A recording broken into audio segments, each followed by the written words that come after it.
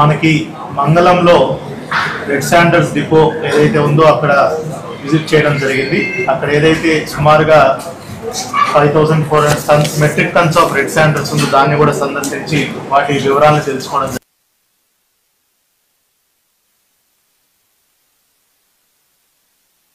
ఏదైతే red Sanders affect అయినటువంటి జిల్లాల్లో ఉన్నటువంటి ఎస్పీలు 7 ఎస్పీలు 7 డిఎఫ్ఓలు, అదేవిధంగా రాష్ట్ర స్థాయి అధికారులు పీసీసీఎఫ్ గారు and head of forest force and all other red Sanders task force SP గారు అండ్ దెన్ అదర్ అఫీషియల్స్ అందరితోటి రివ్యూ చేయడం జరిగింది.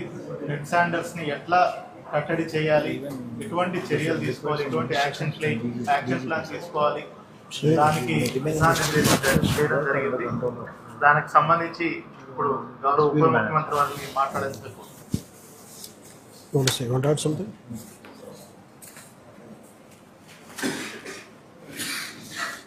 పత్రికే సోదరులందరికీ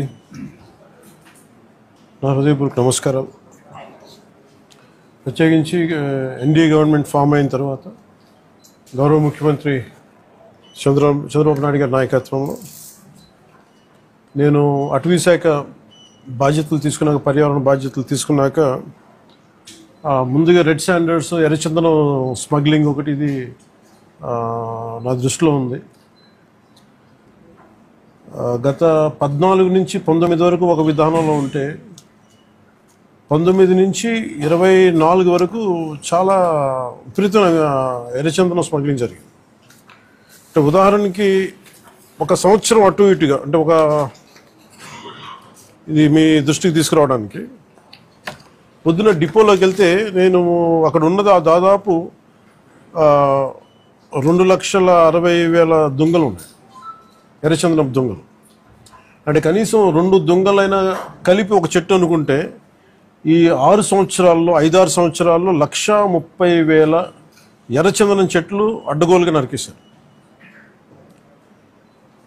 ఇది మనకి ఆన్ రికార్డు మనకు ఉంది ఇప్పుడు. సో నేను మిగతా అధికారులందరితో మాట్లాడుతున్నప్పుడు దీని విలువ ఎంత ఉండొచ్చు అంటే, యాజ్ ఆన్ నౌ మార్కెట్లో ఇప్పుడున్న 40 లక్షల టన్ను అనుకుంటే, మెట్రిక్ టన్ను అనుకుంటే దాదాపు 2,000 కోట్ల నుంచి 5,000 కోట్లు ఇప్పుడు మనకు ఉన్నది. అసలు ఇది పట్టుకున్నది ఎంత ఉంటుంది అంటే దీనికి కనీసం 2 నుంచి 3 దాకా ఉంటుంది అనేది ఒక అంచనా కింద మన అధికారులు చెప్తా ఉన్నారు. సో దీన్ని బట్టి మీరు అర్థం చేసుకోవచ్చు, ఒక క్లోజ్ టు ఒక 8,000 to 10,000 crores వర్త్ ఎర్రచందనం ఇక్కడ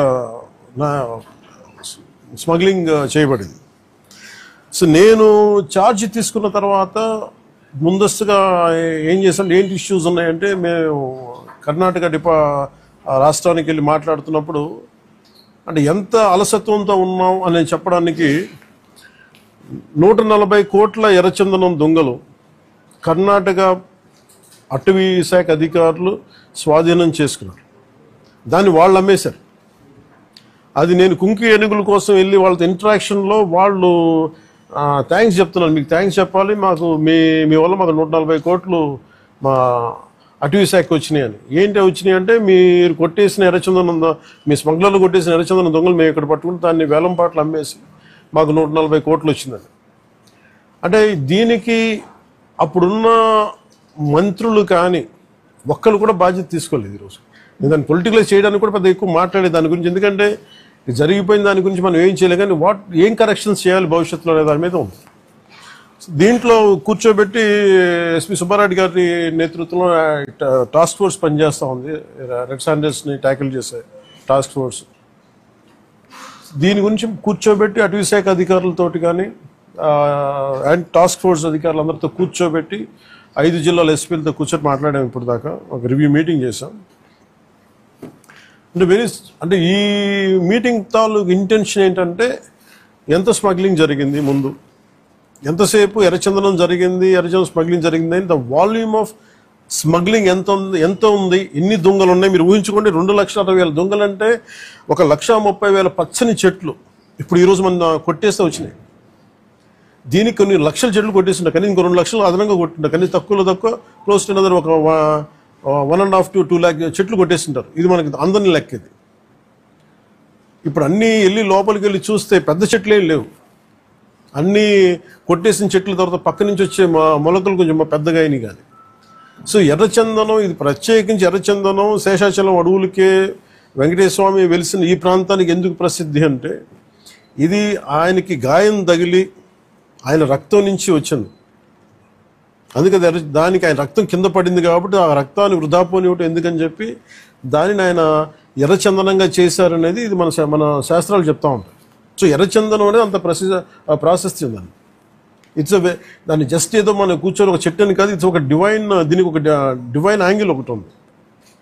సో ఇవన్నీ దృష్టిలో పెట్టుకుని మనం కాపాడుకోవాల్సిన అవసరం, ఎందుకంటే ఒక్కొక్క చెట్టు ఇట్ క్రియేట్స్ ఒక బయోడైవర్సిటీ, ఒక ఎకో సిస్టమ్ క్రియేట్ చేస్తుంది. కానీ ఇటు అడ్డగోలుగా వీళ్ళు డబ్బుల కోసం వీళ్ళు అడ్డగోలు ఖర్చు పెట్టేస్తే, ఇష్టారాజ్యంగా చేస్తే అసలు ఎవరు ఏమీ చేయలేరు అనుకున్నప్పుడు రాగానే గౌరవ ముఖ్యమంత్రి చంద్రబాబు నాయుడు గారు రాగానే మేము ప్రత్యేకించి మేము పట్టుకుని లా అండ్ ఆర్డర్ ఒకటి, రెడ్ స్టాండర్డ్స్ మటుకు వీ హ్యావ్ టు పెట్టి ఫర్మ్ హోల్డ్ తీసుకోవాలి, ఫర్మ్ స్టాండ్ తీసుకోవాలని నిర్ణయించుకున్నాం. తీసుకున్న తర్వాత మన టాస్క్ ఫోర్స్ని ఏర్పాటు చేయడం జరిగింది. ఆ టాస్క్ ఫోర్స్లో కూడా ఇప్పుడు దాకా నేను ఎప్పుడైతే మన కర్ణాటకకి వెళ్ళానో, కర్ణాటక అటవీ శాఖ మంత్రి గారిని కానీ గౌరవ ముఖ్యమంత్రి సిద్ధరామయ్య గారిని కానీ నేను అడిగింది ఏంటంటే, వీళ్ళ స్టేట్ టు స్టేట్ ఒక కోఆపరేషన్ కావాలి, మాకు ఒక అండర్స్టాండింగ్ లేదు, లెటర్ ఆఫ్ అగ్రిమెంట్ లేదు, లెటర్ ఆఫ్ అండర్స్టాండింగ్ లేదు. ఎందుకంటే నేపాల్లో మన ఆంధ్రాకి చెందిన ఎర్రచందనం అక్కడ దొరికితే, ఎర్రచందనం మేజర్లీ ఆంధ్ర, ముఖ్యంగా మన శేషాచలం అడవులు, ఇక్కడ దొరికింది నేపాల్లో పట్టుబడితే, అది కూడా కొన్ని 100 కోట్లు పట్టుబడితే నేను ఛార్జ్ తీసుకోగానే ఫస్ట్ పెట్టిన ఇది సంతకం ఏంటంటే అక్కడి నుంచి తీసుకురావడం. అంటే అది ఏముందంటే కంట్రీకి అండర్స్టాండింగ్ ఉంది. అంటే వేరే కంట్రీలో ప్రొడ్యూస్ అయిన ఉత్పత్తి అయినది ఏదైనా సరే అక్కడ దొరికితే అది మేము తిరిగి తీసుకురావచ్చు అనేది అది ఒక ఇంటర్పోల్లో లేదంటే ఒక బిట్వీన్ కంట్రీస్ ఉన్న ఒక అండర్స్టాండింగ్ ఉంది. అది మన రాష్ట్రాలకు ఎందుకు లేదని చెప్పి నేను ఇనిషియేటివ్ తీసుకొని కర్ణాటకకి వెళ్ళి కర్ణాటక ప్రభుత్వాన్ని, అటవీ శాఖ మంత్రి గారిని ఈశ్వర్ ఖండ్రే గారిని మాట్లాడి వారితో మాట్లాడి we have letter of understanding between states system, మన కర్ణాటకకి మన ఆంధ్రకి. అలాగే మనకి భూపేంద్ర యాదవ్ గారి దగ్గరికి వాళ్ళకి ఏం చెప్పారంటే ఇది మీరు అన్ని స్టేట్స్కి మీరు అప్లై చేయండి మీరు అని ఆ రోజు కోరితే, తర్వాత రిపీటెడ్ మీటింగ్స్ జరిగినాయి, 2-3 మీటింగ్స్ జరిగినాయి. 5 మీటింగ్స్ తర్వాత నౌ అగ్రిమెంట్ అంటే ఏ స్టేట్లో ఆంధ్రప్రదేశ్ తాలూకు ఎర్రచందనం దొరికినా కానీ మనకి ఆ స్టేట్ మనకు తిరిగి అప్పగించేస్తుంది. అది ఎన్డీఏ ప్రభుత్వం తీసుకొచ్చిన ఇనిషియేటివ్. సో దాని ద్వారా ఎస్పీ గారు తన టాస్క్ ఫోర్స్ నిపించి ఎంతమందిని సార్ మనం can you give the details? లేదు అంటే మిగతా రాష్ట్రాల్లో ఎంత పట్టుకున్నాం కదా, ఒక కెన్ని కేసులు క్లోజ్ టు రీసెంట్గా సార్ గుజరాత్ రాష్ట్రము, తర్వాత ఢిల్లీ, కర్ణాటక, తమిళనాడు రాష్ట్రాల నుంచి దాదాపుగా ఈచ్ రాష్ట్రం నుంచి 4 to 5 tons ఆఫ్ ఎర్రచందనాన్ని మనం సీజ్ చేసి మళ్ళీ వెనక్కి తీసుకురావడం జరిగింది సార్. దాదాపు ఒక 30-40 crores ఉంటుంది కదా, 25 to 30 crores. 25-30 crores ఉంటుంది. At the same time 149 persons other states ఏంటి, అదర్ స్టేట్ అఫెండర్స్ అందరినీ కూడా NBWC హెచ్గూడి చేసి అరెస్ట్ చేయడం జరిగింది సార్. తర్వాత ఈ మధ్యకాలంలో మనం టాస్క్ ఫోర్స్ 83% కన్విక్షన్ని మనం రీచ్ అవ్వడం జరిగింది సార్. అలాగే ప్రత్యేకించి ఉమ్మడి కడప జిల్లా ముఖ్యంగా 2-3 జోన్స్లో చాలా విపరీతంగా జరుగుతుంది. అంటే అది చాలా అసలు విలువైన వుడ్, అది అసలు ఆ సిస్టమ్ అంతా ఆ అడవికి చాలా అవసరం. అది ఒకటి నేను గవర్నమెంట్ మన డిపార్ట్మెంట్ ఫారెస్ట్ డిపార్ట్మెంట్ అధికారులతో కూడా చెప్పింది ఏంటంటే, మొన్న రివ్యూ మీటింగ్లో కూడా ప్రత్యేకించి పేషి నుంచి నేను మాట్లాడుతుంది, ఎర్రచందనం ఏదన్నా సరే మిగతా అవసరాలకు కావాలంటే తోటల్లో పెంచుకోవచ్చు, ఫార్మ్స్లో పెంచుకోవచ్చు, మేబీ అది వాళ్ళు వాడుకోవచ్చే. కానీ ఇది మటుకు ఈ అడవులకే పరిమితం అయి ఉండాలి, ఎందుకంటే ఈ ఎకో సిస్టమ్ని, ఈ బయోడైవర్సిటీని కాపాడేది మొక్క. సో అందుకని దీని మీద ప్రత్యేకించి మేము శ్రద్ధ తీసుకుంటా ఉన్నాం. ఈ ప్రత్యేకించి ఈ మీడియా మీకు ఈ మీడియా సమావేశం నుంచి నేను చెప్పదలుచుకుంది ఏంటంటే, to all the red standard smugglers 4 కింగ్ పిన్స్ని ఐడెంటిఫై చేశారు. ఇట్స్ వాళ్ళని ఎలా పట్టుకోవాలి, ఏం తీసుకురావాలంటే దాని మీద చెప్పేవి కాదు కాబట్టి అవి టాస్క్ ఫోర్స్ కానీ state police and with help of forest department దాన్ని తీసుకెళ్తారు ముందుకి. కానీ రెడ్ శాండర్స్ ఇది వెంకటేశ్వర స్వామి గాయం నుంచి పుట్టిన చెట్టు. ఇది సెంటిమెంటల్గా దయచేసి దీన్ని శేషాచలం అడవుల్లోని ఎర్రచందనాన్ని దయచేసి ఎవరు కొనగండి. That's my first appeal. 2, ఎవరైనా సరే ఉపాధి లేక మీకు ఏదైనా కొట్టేస్తుంటే కన్సర్న్ కలెక్టర్ దగ్గరికి వెళ్ళండి. లేదా కన్సర్న్ లీడర్స్ దగ్గరికి వెళ్ళండి. స్థానికంగా ఇక్కడ ఎవరన్నా కూర్చోబెట్టి సహాయపడి దానికి ఏదైనా ఆల్టర్నేట్ ఎంప్లాయ్మెంట్ చేస్తాం తప్ప దయచేసి మీరు ఎర్రచందనం చెట్లలో నరికివేతలు మీరు పాల్గొనకండి. అలాగే మిగతా రాష్ట్రాల నుంచి వచ్చే వాళ్ళకు కూడా ఒక అవేర్నెస్ క్యాంపెయిన్ స్టార్ట్ చేస్తాం, తమిళనాడులో కానీ మిగతా చోట్ల నుంచి కానీ. ఆ క్యాంపెయిన్లో కూడా దయచేసి మీరు ఇక్కడికి వచ్చి దీన్ని మీరు కేసులో ఇరుకోవద్దు, అది చాలా ఫామ్గా చెప్తా ఉన్నాం. ఎడ్యుకేట్ చేస్తాం, అవేర్నెస్ ప్రోగ్రామ్స్ ఇస్తూ ఉన్నాం, ఇవన్నీ. అలాగే నేను అడుగుతున్నా, it's also create law and order problems. అది ఎలా చేస్తున్నారంటే వీళ్ళు నరికి దొంగలు తీసుకెళ్ళిపోతున్నప్పుడు వీళ్ళని ఆపాలనుకున్నప్పుడు వీళ్ళు లైసెన్స్ ప్లేట్ లేని కార్లు కావచ్చు, లేదంటే అసలు ఇంజిన్లో కూడా చాసిస్ మీద నెంబర్లు చెడిపేసి దొంగతనం చేసిన కార్లు, అది ఒక చాలా క్రమబద్ధీకరణతో జరుగుతుంది, చాలా మెథాడికల్గా జరుగుతుంది. సో వీళ్ళకి మేము ఏం చేసుకున్నామంటే వన్ సింపుల్ వార్నింగ్ అందరికీ ఇస్తున్నాం, ముఖ్యంగా రెడ్ శాండర్స్ అందరికీ కూడా. రెడ్ శాండర్స్ని ఎవరైతే సపోర్ట్ చేస్తున్నారో, మీరు స్మగ్లర్స్ కావచ్చు, కొట్టేసే వాళ్ళు కావచ్చు, కింగ్ పిన్స్ కావచ్చు, it's a very firm warning to you all. Operation Kagar లాంటిది ఎక్స్ట్రీమ్ లెఫ్ట్ వింగ్ ఎక్స్ట్రీజంనే హ్యాండిల్ చేయగలిగినప్పుడు ఈ కంట్రీ, ఒక ఐడియాలజికల్ బేస్డ్ ఉన్న వాళ్లే కూర్చోబెట్టి కష్టమైపోతుంది లొంగిపోతున్నప్పుడు మిమ్మల్ని తాట తీసి కూర్చోబెట్టేస్తాం స్మగ్లర్లందరినీ. It's just a political will అంతే. మీరు కనుక ఇదే పనిగా చేస్తే 6 to 9 months ఆర్ 1 year అదే పని ఆపరేషన్ పెడతాం మీ అందరికి. మీరు స్వచ్ఛందంగా ఆపారా మంచిది, మీరు ఆపలేదా ఒక 1 year 1.5 year ప్రత్యేకమైన special zone, special operation create చేసి మళ్ళీ రెడ్ శాండర్స్ ఎవడన్నా తిరగాలి చెట్టు కొట్టాలంటే కూడా భయపెట్టే స్థితికి మేము తీసుకొస్తాం. మేజర్ మీకు ఒక యాక్ట్ ఉంది, ఎవరన్నా సరే రెడ్ శాండర్స్ చెట్లు కొడితే వాళ్ళ ఆస్తులను కూడా సీజ్ చేయొచ్చు. ఆ అమెండ్మెంట్ ఆల్రెడీ చేస్తుంది ఫారెస్ట్ యాక్ట్లో. You have to be very very clear on that. So ప్రభుత్వం ఇంకా ఆలోచిస్తూ ఉంది తటపాయిస్తుంది, ఇంకా ఆ తటపాయింపులు లేవు. మీకు వెరీ స్టర్న్గా వెరీ ఫామ్గా చెప్తున్నాం, రెడ్ శాండర్స్ స్మగ్లర్స్ అందరికీ కూడా, దాంట్లో పాల్గొనే వాళ్ళు ప్రతి ఒక్కళ్ళకి కూడా it's a matter of time. So మీ అందరూ కూడా మర్యాదగా మీరు వెనక్కి వెళ్ళిపోయి వేరే పనులు చూసుకుంటారా లేదా ఇవే చేస్తారనేది చాయిస్ ఇస్ యువర్స్.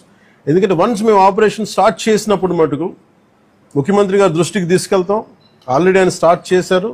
ఇవన్నీ కాకుండా మేము బోల్డ్గా నరికేస్తాం, మమ్మల్ని ఎవరు ఆపర్ ఏం చేయరంటే ఇది ఒక ఎన్డీఏ గవర్నమెంట్, గుర్తుపెట్టుకోండి.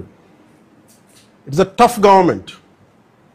ప్రజల వెల్ఫేర్ ఎంత కోరుకుంటుందో, పర్యావరణాన్ని ప్రకృతిని మీరు విధ్వంసం చేసి ఎర్రచందనాన్ని అడ్డగోలుగా మీరు నరికేసి మీకు కనిపించేది ఈరోజు వెళ్ళి చూస్తున్న 1,60,000 ఎర్రచందనం చెట్లు నరికేసి ఎన్ని వేల కోట్లు డబ్బులు చేసుకున్నారో ఎవరిని మేము వదలం. ఇది మేము ఛాలెంజ్గా మీరు తీసుకొని మీరు చేస్తారంటే సంతోషంగా తీసుకోండి, ఆ కాన్సిక్వెన్స్ మీరు ఫేస్ చేద్దరు. ఇది చెప్పడానికి మీ అందరికీ పాత్రికేయ సోదరులందరికీ తెలియజేస్తాం. థ్యాంక్ యూ సార్, జై హింద్. సార్ కోర్ట్స్ ద్వారానా? సార్ కోర్ట్స్ ద్వారా అన్ని పనిష్మెంట్స్ ఉన్నాయి సార్ క్లియర్గా. నేను అనేది అంటే ఫస్ట్ ప్రైమరీగా ఏం చేయాలి sir, the biggest thing is మన ఇంట్లో మన పెరట్లో నుంచి వెళ్ళిపోతున్నప్పుడు ముందు మన పెరట్ని మన బార్డర్స్ని రక్షించుకోవాలి. ఫస్ట్ వెళ్ళిపోయిన తర్వాత పోర్ట్లు వెళ్ళక ముందు మన కంట్రోల్లో ఉండగా మనం ఆపడం ఫస్ట్ ప్రయారిటీ కింద పెట్టాను. ఇప్పుడు అదే మీరు అన్న మాట డిస్కషన్కి వచ్చింది. వేరే స్టేట్లతో మాట్లాడటం, నేను కర్ణాటక వెళ్ళి మాట్లాడగలను, తమిళనాడుతో వెళ్ళి మాట్లాడగలను, లేదంటే ఎస్పీ గారు మొన్న టాస్క్ ఫోర్స్ వాళ్ళు వెళ్ళి గుజరాత్ నుంచి పట్టుకొచ్చారు, సీజ్ చేశారు, ఢిల్లీ నుంచి సీజ్ చేశారు, ఇవన్నీ చేయొచ్చు. కానీ వాటన్నిటికంటే ముందు అసలు ఇక్కడి నుంచి ఒక మొక్క కూడా కొట్టకుండా ఉండి, ఎందుకంటే రాజస్థాన్లో వైష్ణవైట్స్ ఒక చెట్టు కొడితే దానికి ఒక యుద్ధాలు జరిగింది. సో అలాంటి నేను కోరుకున్న స్థానికంగా శేషాచలం అడవుల్ని మనకి వెంకటేశ్వర భక్తులందరూ కూడా మీరు కాపాడుకోవాల్సిన అవసరం ఉంది. ఒక్క చెట్టును కూడా కొట్టకుండా చూసుకోవాలి. నిజంగా అది మీ భవిష్యత్తులో ఫర్నిచర్కి ఏదైనా కావాలనుకున్నప్పుడు చాలా చోట్ల ఫామ్స్లు పెరుగుతున్నాయి. దయచేసి మీరు దాన్ని పెంపొందించేలా చూసుకోండి తప్ప దయచేసి శేషాచలం అడవుల్లో ఉన్న ఎర్రచందనాన్ని దయచేసి ఎవరు కొనొద్దు, దయచేసి దాన్ని ఎంకరేజ్ చేయండి. Thank you sir.